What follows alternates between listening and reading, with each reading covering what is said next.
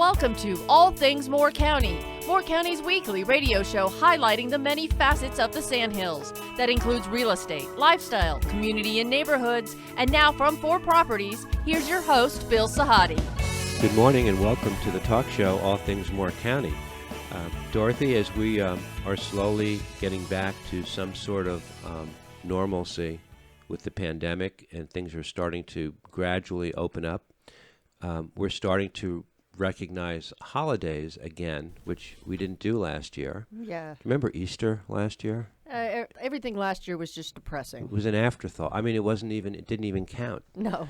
And this year, you know, we're into the spring season and we see that there are more events going on. And just this past week, we actually had a bona fide Mother's Day. Yes. Where people actually had their restaurants open. Mm-hmm. And families went out and about, and there's a sense of, getting back to where we were in some measure. So with Mother's Day right behind us, and all the social media posts about people remembering their parents, their mothers, Mm-hmm. posting pictures, and all the sentiment, and Father's Day coming up in a few weeks, we're right in the middle of a time of celebration, especially for the children as they get older. Yes, graduation season. When I say children, I mean people like me, Yeah. whose parents are no longer with us, Mm-hmm. but we're still children. Yeah, somebody's children. And we remember, we look back more fondly perhaps now than we might have 20 or 25 years ago, Mm-hmm. when we would roll our eyes at our parents every time they said something that we didn't agree with. Because they didn't know, and they didn't recognize how smart we were. All right. So anyway, that's enough of a background. Okay. A couple of weeks ago, a past guest of mine, Keith McDaniel, who is a marriage and family therapist affiliated with the Phoenix Center, had a letter written to the editor of the public speaking in the pilot, and it was called or entitled "The Cycle Repeats," Mm-hmm. and that's one of those titles that you're not quite sure what it means, so you read the letter, and when you read the letter, it's very quick. It's easy to recognize what the cycle repeats means. So Keith, I want to welcome you because you want to talk about the letter, the inspiration for it, a book that you're writing, and an association that you have with our other guest, Kelly Ward, who is the owner of the well-known Midland Bistro on Midland Road, and how you tied that all together in the letter makes for a really interesting story. So good morning. Good morning. And Kelly is really the one who made all of this possible, because when I started going there probably over a year ago, Right. and I would go in and I would have the same breakfast every morning. Right. And so they got to where they didn't have to ask me what I wanted. They knew what I wanted, Yeah. which is the same thing that happened to my dad when he would go into Lee's Sandwich Shop in Kannapolis, North Carolina. Right. He would go in and they wouldn't ask him what he wanted. He sat down at the counter and he got his breakfast every single morning. Huh. And that was the same place that, what's the race car driver? There's so many. But this was famous in Kannapolis. He was Okay. anyway, Okay. he would come there when he was still driving the dirt tracks down in Concord. Right. And would greet my dad and whatever. And so when I started going to the bistro and ordering the same thing every morning, Mm-hmm. then they called my dad Mac. That was short for his name. And so they started calling me Mac. And so it just stuck. And so now every morning when I go in, Okay. hey Mac, how are you? Good to see you. And I Really? had his breakfast ready before they even had the water. You over knew. to him. yeah, I think they know every morning what I'm going to have. Yeah. I don't have to say a word. I just walk in. They know I So- have the table, and I go and sit down and get my breakfast. All right. So I really need to know what is it that you have every morning for breakfast? I have a scrambled egg and Okay. bacon, Okay. and then afterwards, a little bit later on, I'll have a piece of wheat toast. Okay. Kelly, good morning. Good morning. Do you remember the movie with Jack Nicholson and Helen Hunt, As Good as It Gets? Yes, I do. Okay, one of my favorite movies. Mm-hmm. So as Keith is talking about the scene having breakfast, knowing exactly what he was going to have every day. Do you remember how Jack Nicholson would go into this New York City diner and always wanted to have the same waitress, which was Helen Hunt, Right. and always ordered the same breakfast? And he would bring his own utensils wrapped up because he was Wrapped. he was a germophobic. Mac doesn't bring his own utensils. No. He'll use ours. but as But he yes, was, it's do you remember same that? thing, yeah. Very memorable scenes. So, Keith, let me ask you, your father, how old would he be today? Well, he died when he was 74, Okay. and that was, good Lord, that was probably 20 or more years ago. Okay. Yeah. So, are you an only child? I am. Okay. So you had a close relationship with your dad? Well, not so much, because he was a traveling salesman, and he would leave every morning at 6 or 7 o'clock, and he would come back at like 5 or 6. He would sit down at the table and do his report, Okay. and then he would go and mail that report. We were living in Kannapolis, North Carolina. He would go mail that report in Concord, North Carolina, to the post office. Okay. And I would do my report at the same time. Well, he would put his report into the mailbox All right. out front. All right. And he would tell me to put my report in another mailbox, which was the trash can. Gotcha. Gotcha. So, anyway, but yeah, it was very distant because he worked all the time. He would come home at night after he did his report. He would sit down in his chair and pour him about that much liquor, which he didn't think I knew. And he would sit that by his chair, and he would sit there and drink that, and the next thing would be he'd be asleep. Okay. So in the letter that you wrote, you reference the world, entering your father's world. So what was it about the Midland Bistro and the repetitive behavior of going in every day for? Does he go in for breakfast? Every day. Every day. Every day. And he has the same table and chair. Do you do that? It rotates the tables because Depending people are on- there if they're not. Business, if we're busy, he may have to. But there are a couple of tables you like by the window. Absolutely. Okay. So how did the backdrop? Dale Earnhardt's the racer. Okay. Yeah. How did the backdrop of the Midland Bistro make you realize you were entering into your dad's world, that you had in some shape or form become him? Is that what you're saying in the letter? I guess in a certain sense, maybe I had become him, but it was Yeah. more about the world that he knew Okay. in terms of his breakfast every morning and whatever. So Okay. Kelly, being an owner of a restaurant, a facility, you get to know your clients very well, and it becomes very personal. How did you get to meet Keith and start the conversation and the relationship that resulted in him actually being inspired to write a letter? Well, I'm very present in the restaurant. I'm always on the floor, and I'm always talking to my Right. guests. And I think I can remember the very first day you came in. It may have been on a Saturday. Could have Isn't that been. right? And we were extremely busy, and you had to sit out in the hallway. Oh yeah. Yep. And just he's just a nice guy, and he's easy to talk to, and Right. every day he's there. He was just on vacation, just got back yesterday, so he was gone a week, and I every never day had a decent breakfast the whole No, time yeah. I was gone. You what? I didn't have a decent breakfast the whole time I was gone. Okay. and not having him there, it was very strange because we're so used to seeing him every day. Okay. You've owned the Midland Bistro for 9 years. 9 years. Tell me how you got to. Tell me a little bit about your background, how you got into the service business. Restaurant business was something it was never on my radar. I was in retail. I owned a ladies' clothing boutique for 17 years. Okay. I was pregnant and had decided to sell my business. Okay. I was going to take a couple years off, spend time with my child, decide what I was going to do. So at the time, my husband owns the building. So the tenant that was in moved, relocated. And obviously the restaurant was the anchor store. So who was going to move a restaurant in there? So he was in a bit of a panic. I'm 9 months pregnant. And he said, you know what? I know you're going to get bored sitting at home.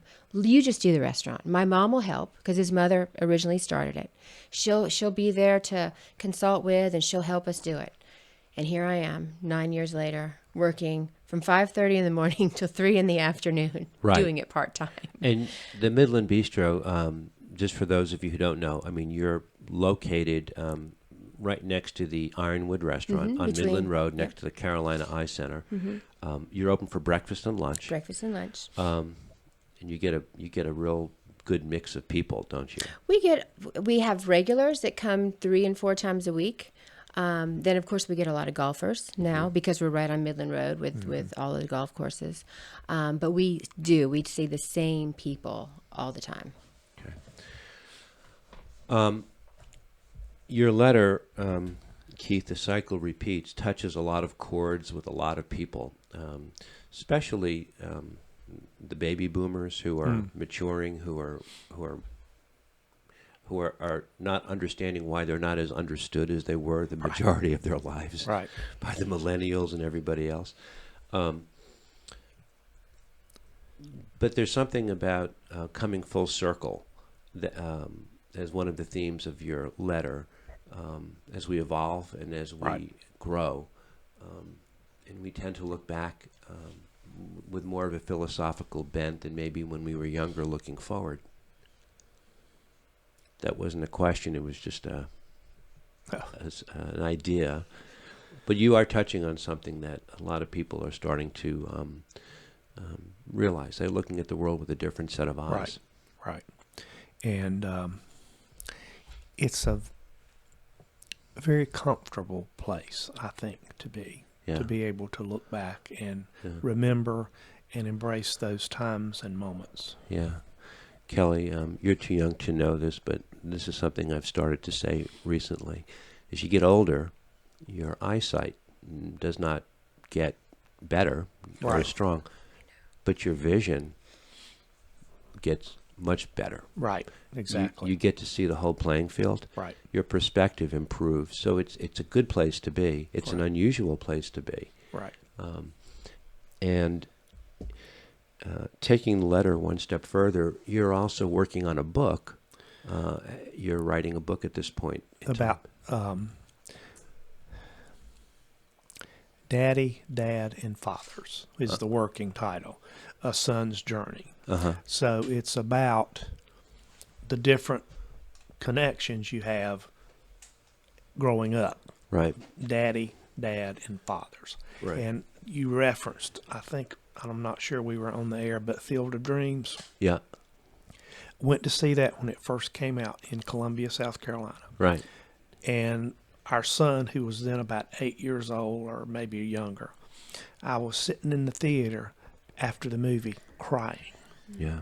I'm like, what is this about? Right. It's because it was about fathers. The guy who created the baseball field was looking for his father, which he eventually found. Right. So, and I was in the process of becoming a therapist at that point, doing my courses, Right. supervisors and whatever. So I went to my therapist the next day or so, and I said, what in the world? I said, I was sitting in Field of Dreams crying my eyes out. Yeah. And so we talked about the connection between that movie and fathers and whatever. And so then I began to work on issues I had with my father. And one of the things she asked me, which I thought was very telling, she says, do you remember your father ever, anything he ever gave you that was significant? Mm-hmm. So I sat and thought. I said, as a matter of fact, because my dad was in sales, he went to Charlotte, North Carolina, every Saturday to a sales meeting with his company. And so one Saturday, and I had not asked for this, didn't know it was going to happen, he brought me a sled to ride in the snow. Mm-hmm. I hadn't asked for it or anything. And ever since then, sleds has been a significant symbol in my life because he gave me that first time ever he gave me anything like that I never asked for. And he just put it in the main room of the house, and I walked out and there was that sled. So. Okay. How old were you at the time? I probably was 8, 9, 10. Yeah. Something like that. Yeah. When your father passed away, had you all reconnected or gotten on the Yes, we same had, as a matter of fact, page? because, and I think it was and I was born on his birthday. No kidding. Yeah. Wow. Which is coming up the 15th. And so it was either over our birthdays or another. Anyway, I gave him a card and I said, Dad, let's you and I take a trip. Yeah. And I had to do it so that my mom would not go along. So I knew if we flew, she would not fly. So we flew from, I guess then it was Charlotte. We flew from Charlotte to Boston, got a car, and we drove all over Vermont and Maine and that whole area. Mm-hmm. And he would sit over here and read the map and tell me where to go. And we would stop for coffee every once in a while because he loved coffee. Mm-hmm. And so we toured the New England area, and we just had a magnificent time. How old were you at the time? Well, let's see. I was probably in my late 30s, maybe early 40s. Oh, okay. Yeah. Okay. And so, like I said, we toured the whole New England area, and I've got pictures of him there. Okay. And it was so funny because he had never flown before. So when we were getting ready to land in Boston, you know how the plane does when it's going down? Yeah. He's like, "What was that?" I said, "Dad, they're just getting ready to land." The wheels hitting the ground. Yeah. So anyway, but all that went very, very well. And good. And he didn't say a lot about that trip to me. Yeah. But I had an uncle at the time that they were very close. And the uncle told me, he said, "You should hear your dad talk about that trip." Said he just goes on and on about it. So that was... Yeah. We're going to come back in the second set. We're speaking with Keith McDaniel. He's writing a book called Daddy, Dad, and Fathers, A Son's Journey. And Kelly Ward, who is the owner of the Midland Bistro, who is part of the topic of the letter that Keith wrote, The Cycle Repeats. This is All Things Moore County. We'll be right back.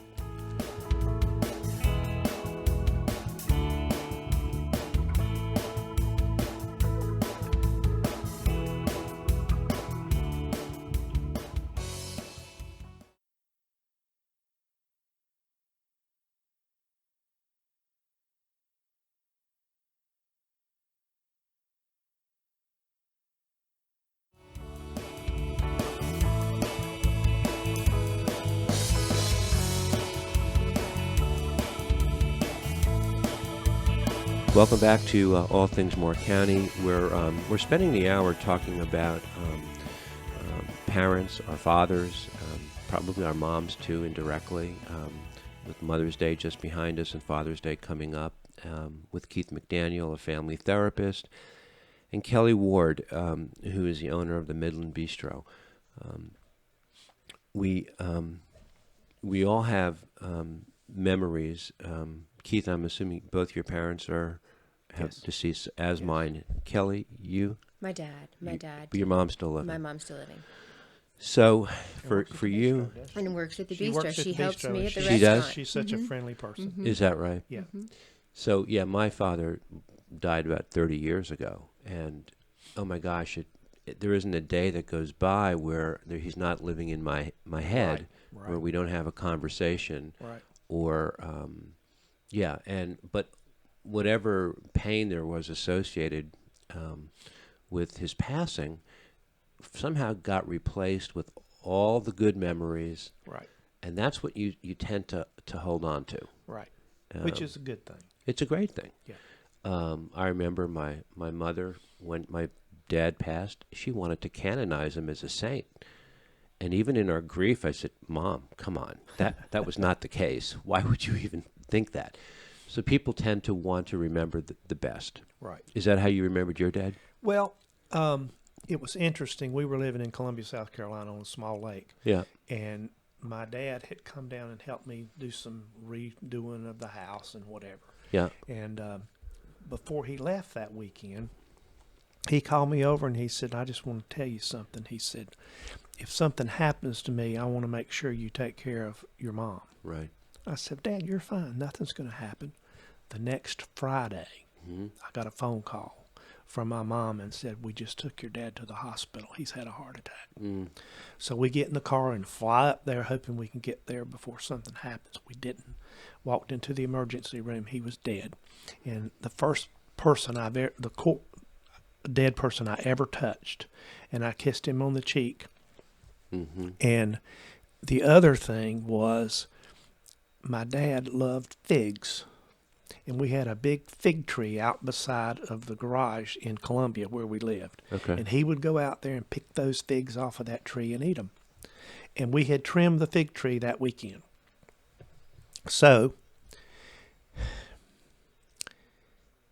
and what I also realized is the trimmers that he used to trim the tree, he put where I did not put those. He did what now? He put the trimmers in the garage in a different place than I kept them. Okay. And so I would not move those trimmers for a year. And this is what grief does. It makes you think crazy. Yeah. So as long as those clippers were where he put them, there was some sense that he was there. Right. So after a year, I thought, we need to do something. So I took my son. We went out there and we trimmed the fig tree and we buried those clippers under the tree. So from then on, every place we've lived, we have had a fig tree. Gotcha. My son has done the same. And right now we live in Longleaf in a condo, and Right. out beside the deck of the condo That's is right. this fig tree, That's right. because that is the memory. Yeah. And anyway. Nice story. Nice story. Kelly, you lost your dad three or 4 years ago. Yes. So much sooner. But do you, when you think back at this point, do you just hold on to the good? Do you think about all Definitely.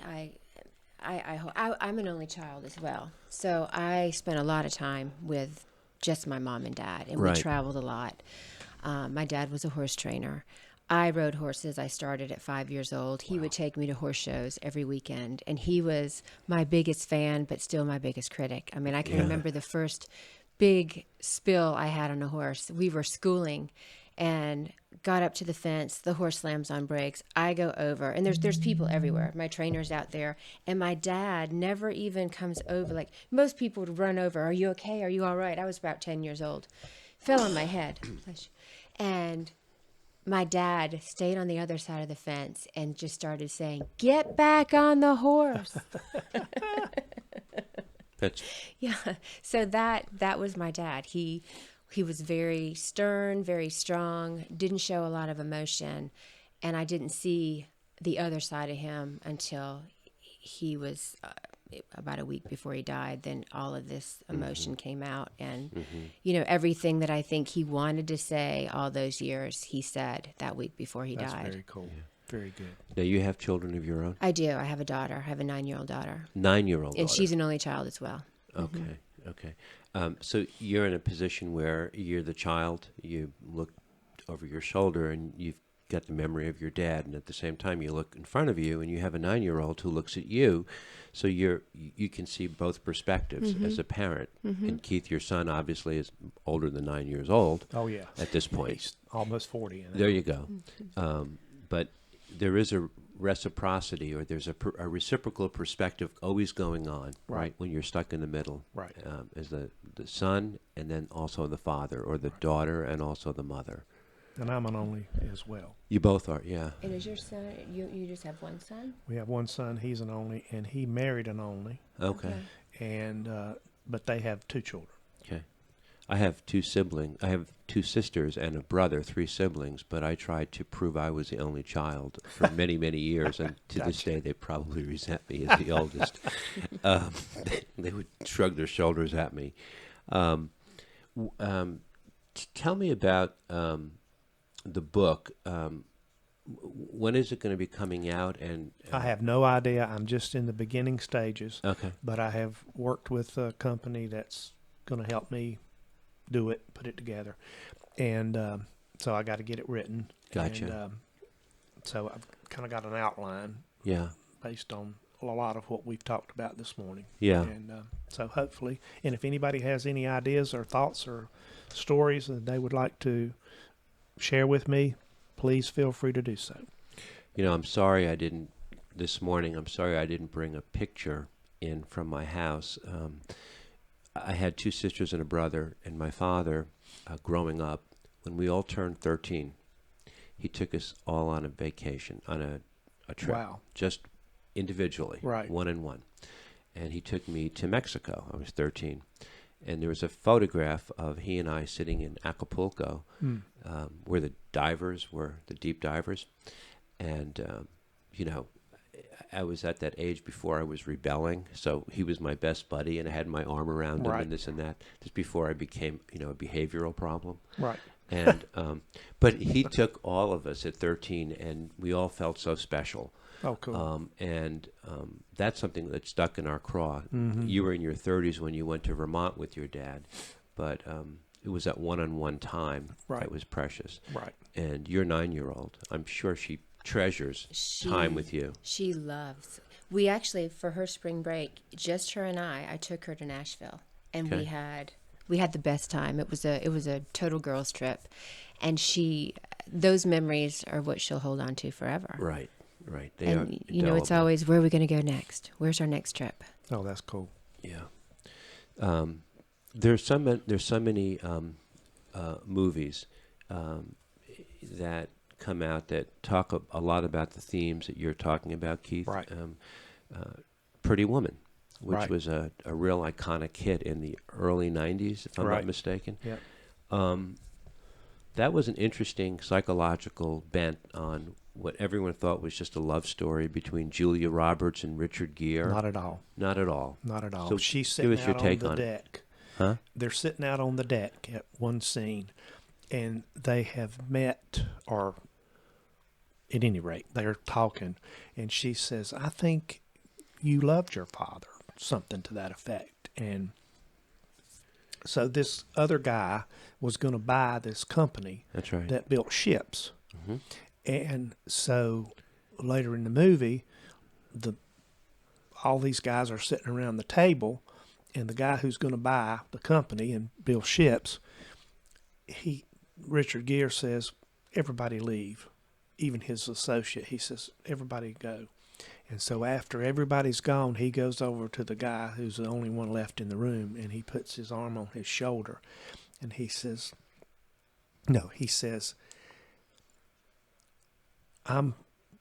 we're going to build great big ships together.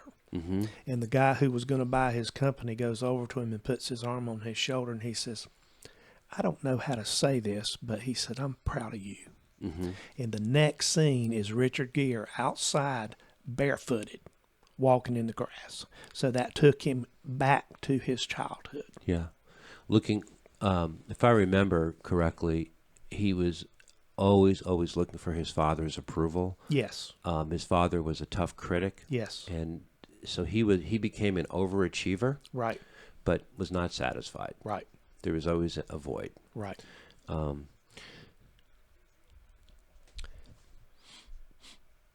Not a terrible result, though, because so many kids these days grow up, they're so entitled. Right. Tough love is a great way to raise children that are not entitled, who have that mentality that they have to go out every day and either sing for their supper or earn their way every day, that the world doesn't owe them anything. Right. Richard Gere might have had some issues with his dad because he was so tough on him, but look at the result. Right. Do, Right. Is that Absolutely. right? Absolutely. But then you see kids that get everything that they ask for, and then they become so soft. They're like, Turkish taffy. I mean, Well, and the other they thing go with wherever the wind goes. about that movie is, and I think guys do this typically, they look for a father figure Right, that can do for them what their fathers didn't do, right.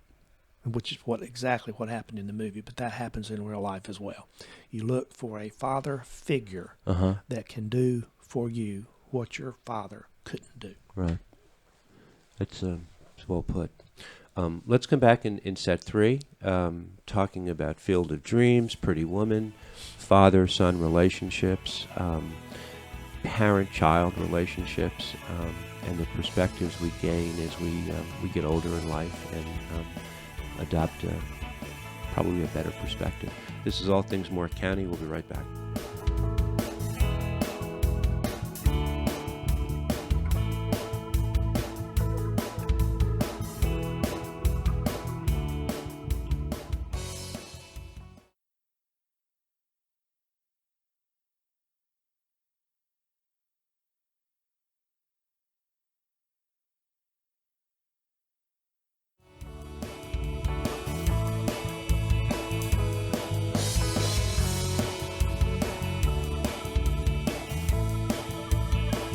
Welcome back to our final set of All Things Moore County, talking about children and their parents, regardless of what age the children are at, and how they remember their parents, their fathers in particular, for the topic of this conversation.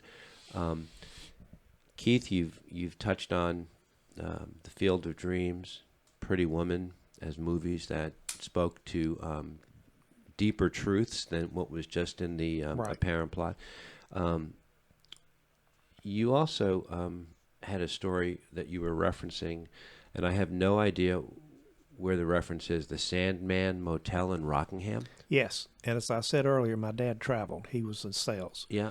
And so every other week, he would go to Rockingham. Uh-huh.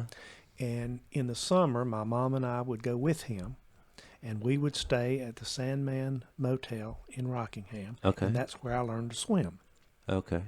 I would swim in the pool at the motel, and then every night we would go over to the Holiday Inn next door and have dinner. And I was doing some work in Rockingham a couple of years ago, and I thought, I'm going to go see if I can find that motel. Right. It's closed, Sure. which I figured it probably would be. Sure. And but it was a very fond memory of going, and then we'd play shuffleboard in the evenings, and I would swim all day. Okay. So it was cool. So again, you have a penchant for remembering the good, Right. Not the dysfunctional, because I mean all families are dysfunctional, Oh, sure. right? Absolutely. And we think, oh my gosh, our family were so ridiculously Right. skewed, but when you look back, no, not really. Well, and in the summer times, other than Rockingham, I would often go with him on his sales calls. Yeah. And so when I was young, I would walk into the salon or the barber shop or wherever we were Yeah. and, speak to the owners or the people in there. And so I got to learn the smell of the stuff they used in your hair. And so whenever I would smell that as I got older, it would take me back to when I would go into those shops with my dad. Do you remember, you were a guest on the show a couple of years ago, and we talked about my penchant for collecting shaving. Oh, yes. And well, my collection has like quadrupled since we've last seen each other. I'm sure. And I moved and I bought a 1940s mid-century house and renovated it, and completely turned the bathroom into like a shave den. Oh, cool. Oh, it's like it looks like a museum. It's like a store, and it's a little too much, but it was kind of my way of paying homage to my father and my grandfather, and it was all custom done. Oh my gosh, that's amazing. Yeah, it's amazing. That is so cool. Yeah, and Wow. yeah, we. Now, that's not the house you built over no. Southern Pines. Okay. Yeah, I moved actually about 300 yards away to this home that was owned by Dr. Stuber and his family, and he raised 7 children in the home. Wow. And they lived there for 58 years. Oh, my gosh. Well, so the master bathroom was the size of a minute, right? And as I spoke to one of his sons, and he said, well, my mother and father really got along well, because you'd have to, because they had to pass each other in the closet. It was so tiny. Wow. So we turned it into a different layout. But we pay homage sometimes in different ways to our parents. And that's, we've had that conversation, and you remembered it, and you said, well, yes, where did that come from? Right. So that's a good thing. But what do you tell people who maybe have lost a parent, right, and maybe didn't have that good feeling, or didn't resolve whatever they needed to resolve? Right. What do you tell them today? Well, one of the things, in going back to the fig tree illustration, I will say, is there anything that you remember that draws you to them? Yeah. And I'll say, and if they don't, I'll say, think of something that reminds you. And I've had people say, well, it was a golf club or this and that. I'll say, well, take that and put it in a special place so that whenever you see that, you won't have good thoughts about the person you lost. Okay. And does that work for most people?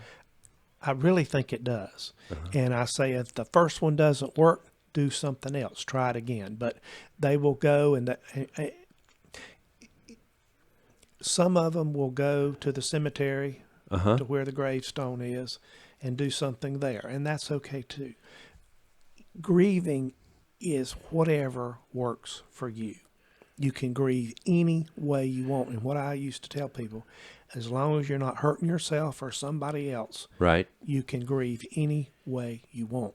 And I had a woman who lost her husband, and she was going through a spell where she didn't want to do anything but sit on her sofa, which she did for weeks. I even had her grown children come to me and say, you got to do something about our mom. She don't do anything. I said, listen, is she hurting anybody? Is it hurting her or anybody else for her to sit on that sofa?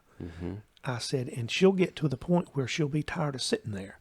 So leave her alone, which they did. In a few more weeks, she got up, went back to work, and was doing her thing. You have to let people grieve the way they need to grieve. Yeah. Kelly, with the passing of your dad, did you go through a process similar to that, or? I did, but when my dad passed, I think going and seeing someone suffer and then death, I had a whole different way of thinking about death, where it was scary before, and then when you see what happens, and it was almost like the few days before we lost him, he was crossing over, which you read about and you hear about. And he was talking, and things weren't making sense, and it was almost like he was having conversations with people from the past. And my mom and I would sit there and try to figure out who he was talking to. And I would arrive there every morning at like 6 o'clock on my way into work, and I would go and see him.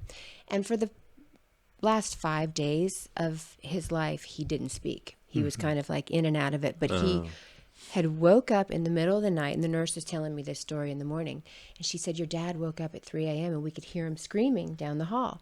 So she said, I came running in, and she asked if I knew a little girl by the name of Kayla, and I said, no. He was speaking to a girl, and she said, what I gathered was this little girl was away from her parents.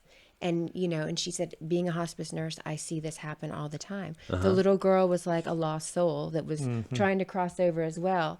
And she said, your dad was trying to help her find her parents. And she said, a lot of times people won't actually let themselves go until they find this other person. Absolutely. And so it was chilling. I remember like feeling chills when she was telling me the story. And then she went on to tell me another incident of someone in the hallway who knew the person 3 doors down, but they'd never laid eyes on each other because they saw each other within, hours of dying. And it was just, all those stories are amazing. So when I left there, I had this sense of, I remember getting in the car.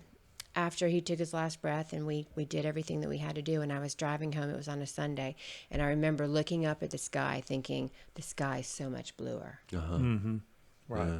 And I would often ask people after they lost a loved one, and I would have to preface this saying, I don't think this is crazy. Have you heard from them? And oftentimes they would, or had a dream. Oftentimes people would have a dream about their loved one. I said, well, that's them trying to let you know they're okay. And I had another lady who lost 2 sons, and she would find pennies. And every time she found a penny, she knew that was a message from her sons that they were okay. Yeah.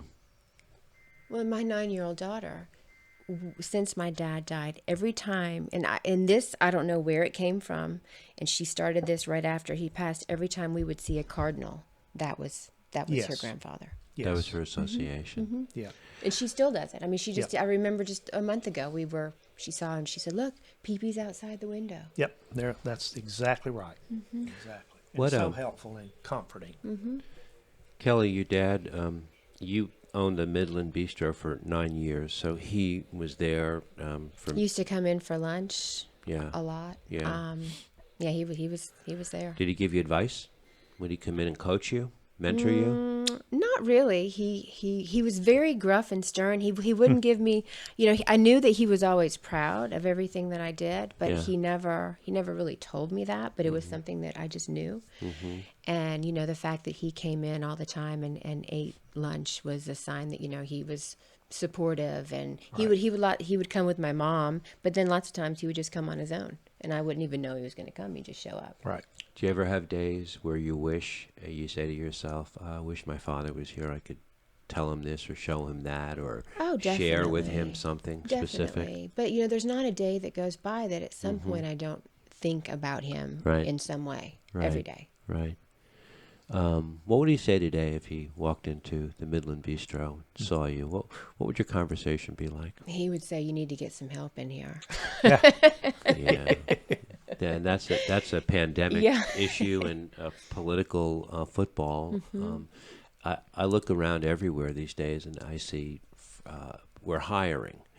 And Oh, yeah. everybody's trying to hire, and it doesn't seem like a whole lot of people want to go back to work. No, if you write down US 1 Restaurant Row, where Yeah. all the fast food restaurants, and they have, like the kiosk signs, Yeah. every single one of them say help wanted. And I was leaving Walmart one day last week, and they had those, the little signs that stick in the ground. Right. It was Olive Garden advertising a $200 signing bonus if you take a job with them. Really. Yeah, Crazy. $200, and then Five Guys is doing that now as well. So it's every restaurant, fast food place. So we're wrapping up a little bit, but I do want to say that in the last year we've had a lot of restaurant owners on and retail owners, and you guys have had it a whole lot tougher in the pandemic than a lot of other industries. Sometimes just breaking even is a noble goal, in this world and our economy. But we're getting to the other side of it. So you're making an official announcement today that you are looking to hire. Exactly. So people should call you, right, and come in and look at your restaurant. Yes, What's the please. number of your restaurant? I'm just curious. Phone number. Oh, it's 910 Yep. 420 Yeah. 1030. And your website? Midland Bistro, www.midlandbistro.com. Perfect. I love intuitive websites. It just seems like a natural flow. So you're hiring. So I'm you hiring what do you- dishwashers, line cooks, servers, Crazy. So everything. okay. I mean, I literally have been working 6 days a week, all day. And your mom? And I go in the morning, I bake the quiches, Do I you make really? the salads, Yeah. I do the soups. Luckily, I've found a girl that just started, and she's been wonderful. It was almost like someone just put her in my restaurant. She came in for lunch one day, and she's a younger girl, started a conversation, and she's like, well, do you need some help? And I said, oh my gosh, I need everything. So she meets me, she'll get there at 6 a.m. She cuts vegetables, she preps. I'm teaching her how to do everything. Wow. And she's almost become like a daughter. I mean, I'm old enough to be her mom, but yeah, I mean, she's been wonderful, but I need like 3 more of her. Yeah. I wish you best of luck. Thank you. And for people who haven't tried the Midland Bistro, those breakfasts look just delicious. They are. And they look different, unusual. Yes. Not your standard fare, right, when you go out. And Right. she's smiling because she says, that's exactly what I want No. people to know Waffle, about. Yeah, I mean, great. absolutely. Gourmet waffles and eggs Benedict, 4 different ways. And if people want to meet Keith, they can just They- show up yeah, at the show up Midland in the Bistro. morning. That's right. Show up in the morning. And say, hey, We'll Matt. have- Get there when about you get your 9:30. book, we'll have a book signing. There there. you go. I want to thank both of you for coming in. And Keith, good luck with the book, Dad and Father, A Son's Journey. And this is always a great time of the year to, look back and remember our moms and our dads. And especially if they're still with us, you have the opportunity to say things to them you don't have the opportunity to Right. say if they're gone. Exactly. Kelly, it was a pleasure to meet you. Thank you so much. Good luck. We have a whole nother topic for a show with just employment in the restaurant business. So who knows? Right. Everybody have a great week. This is All Things Moore County.